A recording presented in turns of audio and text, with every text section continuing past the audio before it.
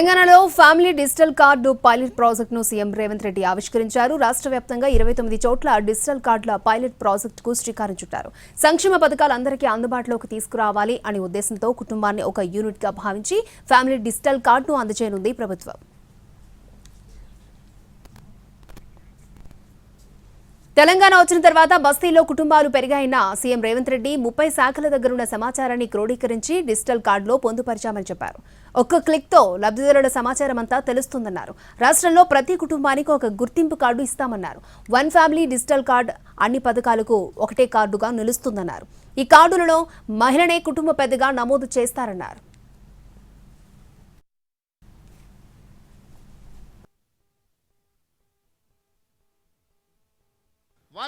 One ration ఏదైతే ఉన్నదో ఆ విధానంలో భాగంగా one state one card Telangana రాష్ట్రంలో ప్రతి కుటుంబానికి ఒక గుర్తింపు కార్డుని ఇవ్వాలి.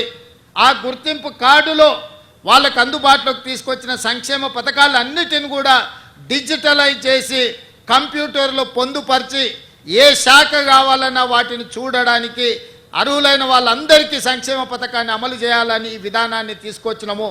ఇవాళ ఈరోజు ప్రవేశపెడుతున్న ఫ్యామిలీ డిజిటల్ కార్డు, ఇదే రేషన్ కార్డు, ఇదే మీ ఆరోగ్యశ్రీ కార్డు, ఇదే మీ రైతు బీమా కార్డు, ఇదే మీ ఫీజు రియంబర్స్మెంట్ కార్డు, ఇదే మీ ఇందిరమ్మ ఇల్లుకు అర్హత, ఇదే మీకు కళ్యాణ లక్ష్మిని పొందడానికి అర్హత వస్తుంది.